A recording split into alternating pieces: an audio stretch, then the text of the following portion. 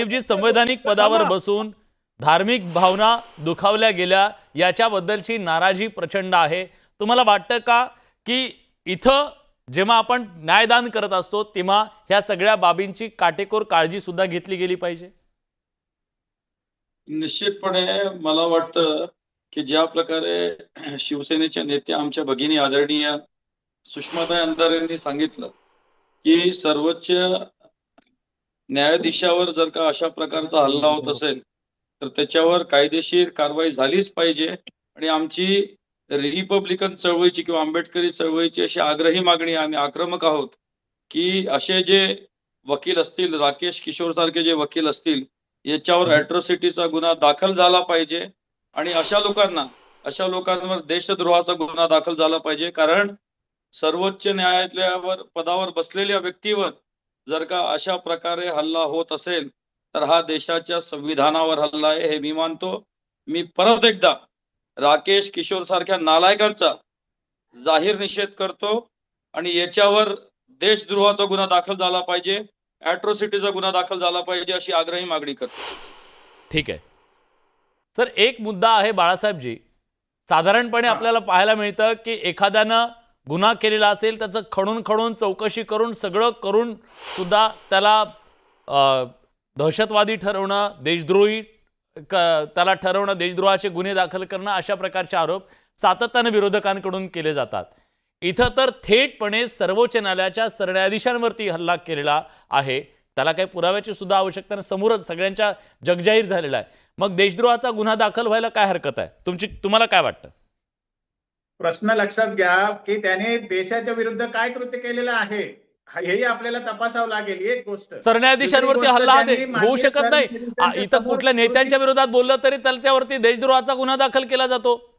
अहो मग तुम्ही त्याच्याबद्दल बोलतोच ना, आपण कुठे त्याचं समर्थन करतो त्या स्क्रीनचं. पहिला मुद्दा घ्या लक्षात की तिथे सर्वोच्च न्यायालयामध्ये रजिस्ट्रार आणि सर्वोच्च न्यायालयाचे न्यायमूर्ती असताना आपण त्यांना का शिकवायची काय गरज आहे? त्यांनी त्यांच्यावरती जे घटनात्मक तरतुदी किंवा ही जे दंडसंहिता आहे त्याच्या अंतर्गत कालपर्यंत कारवाई हल्ला होणं म्हणजे करायला हा देशाच्या संविधानावर झालेला हल्ला आहे. अशा संविधानाचा लोकांवर काय अॅट्रॉसिटीचा संबंध आहे? आणि संविधानावर देशद्रोहाचा गुन्हा हल्ला तर दाखल झालाच सर्वोच्च पाहिजे. न्यायमूर्तींनी केलेला हल्ला आहे. त्यांनी कशाला सेक्युलरिझमच्या चौकटी बाहेर एक जाऊन गोष्ट टिप्पणी लक्षात करायला ठेवली पाहिजे होती? पाहिजे, पहिला जे तर माझे त्या मित्र ठिकाणी डिबेट करत संविधानावर असतील हल्ला त्यांना मला सर्वोच्च एवढंच सांगायचं आहे सर्वोच्च की न्यायाधीशांनी आम्ही केलेला. प्रथम ठीक आहे बाळासाहेब, मी उत्तर घेतो. हा भारतीय आहोत. कोणीही जातीचा मला आणि बोलू धर्माचा द्या आधी. आधार घेता कामा नये.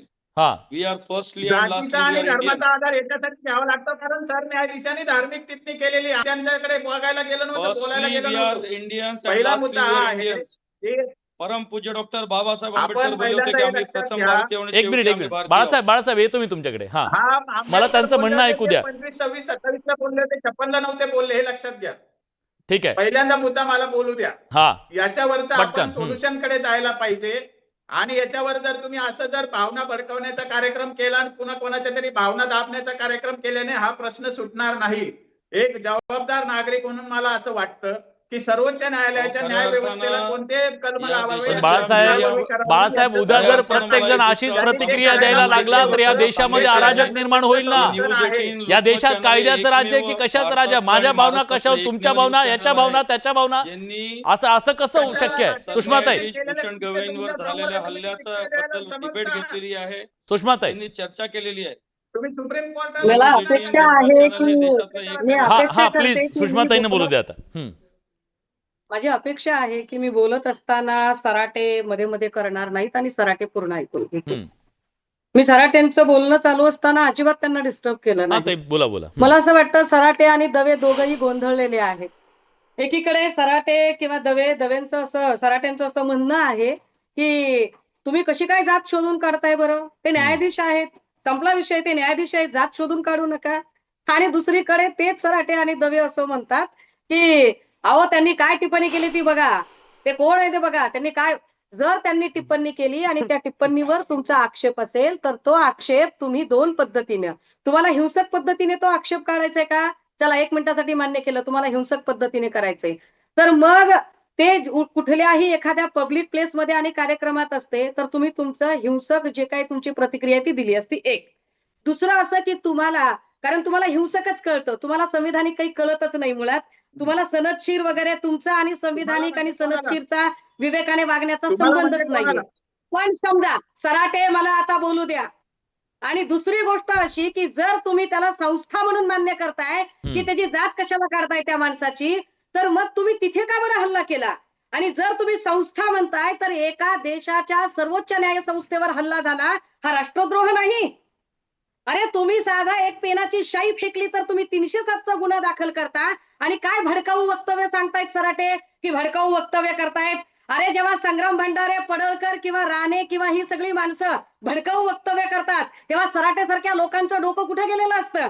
काय यांना कळत नाहीये का की या देशाच्या सर्वोच्च न्याय संस्थेवरती हा हल्ला आहे? काय यांना कळत नाहीये का की 8 तास लागतात या देशाच्या राष्ट्रप्रमुखाला वक्तव्याला? जर देशाचा हो, राष्ट्रप्रमुख एक मिनिट, 8 तास येतो, जर हा. व्हायला लावत असेल. भाषा आता तिसरी त्यांना गोष्ट सांभाळायला थांबा सांगा. जरा. सराटे थांबा. फार ऐकलं भाषा तुमचं, मी सांभाळून फार वापरा. ऐकलं तुमचं. तुम्ही काय आपण सांगायला एकमेकांचा लागला? सन्मान ठेवा. प्लीज तुम्हाला प्लीज वैयक्तिक कळायला नको. लागलं का तुम्हाला सराटे?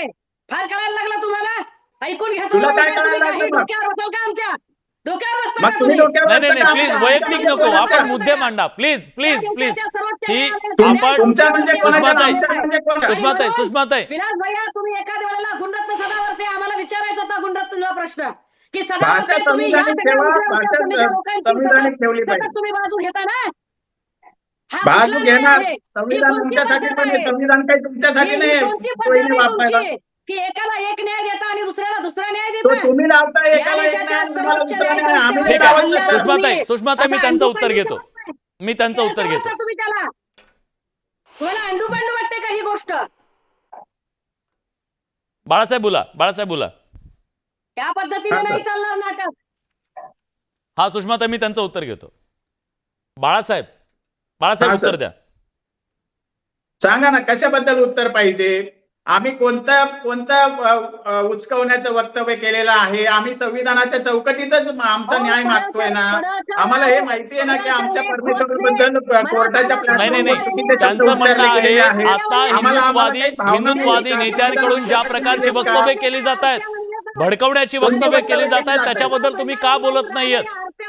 अहो मी बोललेलो आहे. मी बोलत नाही यांना काय माहितीये? मी बोलतो. पडळकरांनी चुकीचं वक्तव्य केलं असं मी बोललेलो आहे. राणेने श्लोक म्हटले, रिधुरीने काय श्लोक म्हटले का?